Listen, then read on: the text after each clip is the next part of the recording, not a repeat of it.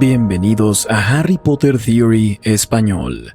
En este video exploraremos la vida del fundador de Hogwarts, Godric Gryffindor. De los 4 fundadores de Hogwarts, quizá el más querido sea Godric Gryffindor. Fue uno de los más poderosos duelistas de su época, tanto con la espada como con la varita. Los estudiantes de su casa han probado una y otra vez que son totalmente capaces, campeones del mundo mágico. Incluso derrotaron a Gellert Grindelwald, Lord Voldemort y muchos más. Pero a pesar de su impresionante legado, muchas de sus características y logros se han olvidado. Hoy vamos a ver la vida y legado de Godric Gryffindor.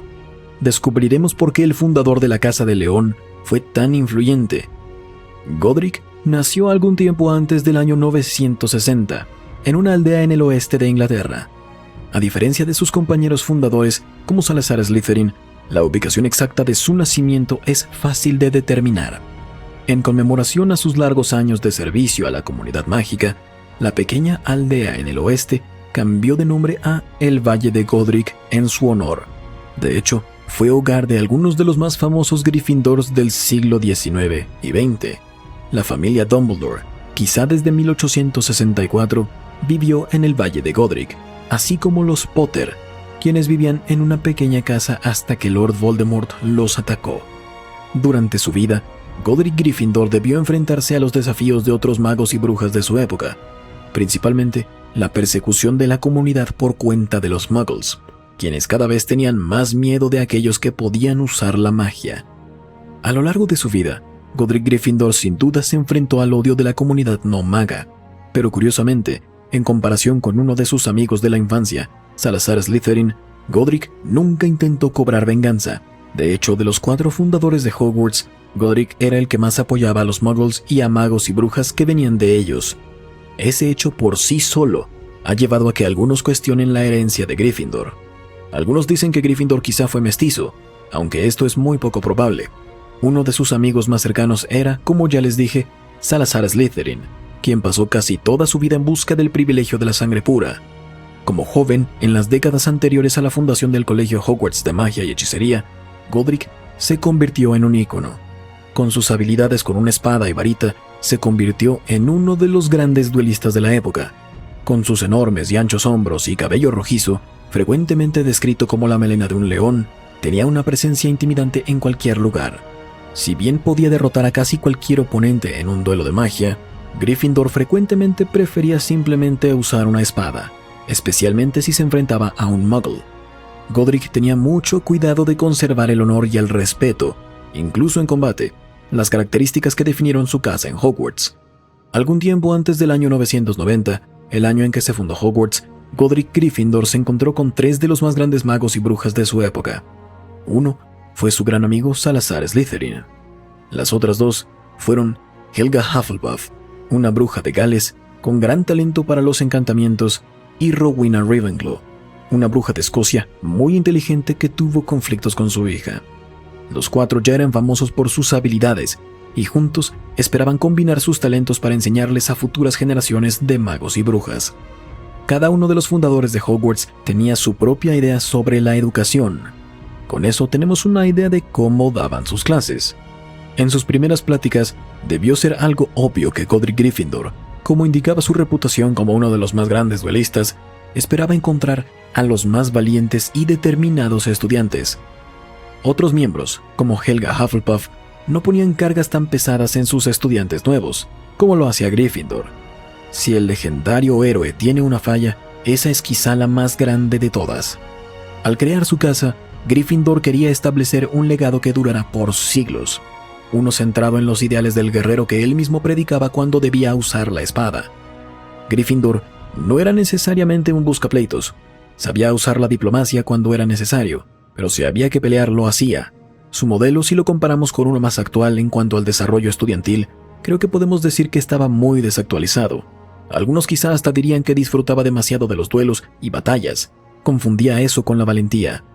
Es posible que algunos estudiantes entendieran que, en lugar de buscar alternativas, la solución siempre fuera el combate, en lugar del diálogo, que podría salvar más vidas. Sea cual sea nuestra opinión sobre la filosofía educativa de Godric, es difícil negar el efecto que tuvo el mago. Otras casas como Slytherin abrieron paso a algunos de los magos tenebrosos más poderosos de la historia. Gryffindor, en su lugar, nos dio a Dumbledore, James Potter, Lily Evans y Minerva McGonagall.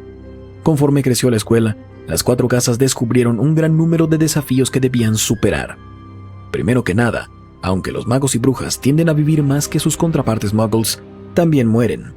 Los fundadores se preguntaron cómo lograrían enviar a los estudiantes a sus casas después de morir. En esas pláticas, probablemente los otros fundadores solo querían que sus herederos, profesores escogidos por ellos, lo hicieran en su lugar. Pero Gryffindor tuvo otra idea. Se quitó su sombrero café de su cabeza y lo impregnó con el poder de decidir a qué casa pertenecería un estudiante. Este es el sombrero seleccionador. Pero Gryffindor le colocó otro encantamiento secreto al sombrero, y tenía que ver con su espada. Antes, o durante su época en Hogwarts, Godric Gryffindor había encargado la creación de una espada plateada. En los años que siguieron se llamó simplemente la espada de Gryffindor. Pero durante esa época, los duendes que habían creado la hoja probablemente la llamaran la espada de Ragnuk. Después de todo, Ragnuk el primero, uno de los más grandes herreros de su época, esparció un rumor entre los duendes que decía que la espada era suya y que Gryffindor la había robado. Los duendes se molestaron tanto por la noticia que un grupo de fácilmente manipulables duendes matones intentaron noquear a Gryffindor para quitarle la espada. Gryffindor sacó su varita en respuesta y lanzó un hechizo contra los duendes, quienes no pudieron hacer nada. Los envió de vuelta a Ragnuk con una amenaza propia. Si algún duende intentaba robarle la espada, Godric usaría el arma contra todos ellos y los dejaría sin vida en el suelo cubierto de polvo. Cuando Gryffindor se unió a los otros 3 fundadores para encantar el sombrero seleccionador, agregó magia adicional. Cuando un verdadero Gryffindor necesitara ayuda, podrían meter la mano al sombrero para sacar la espada de Ragnuk. Godric nunca fue un gran maestro de la adivinación, pero parece que el encantamiento que le puso al sombrero seleccionador indica lo contrario. ¿Por qué los niños en Hogwarts necesitarían acceso rápido a un arma tan poderosa que podía matar a un basilisco? ¿Sabía que algo iba a pasar? Nuevamente, los mismos críticos del legado de Godric podrían simplemente decir que era alguien obsesionado con el combate de las eras oscuras, que no podía distinguir lo que era apropiado para los estudiantes. Pero eso difícilmente parece estar en lo correcto.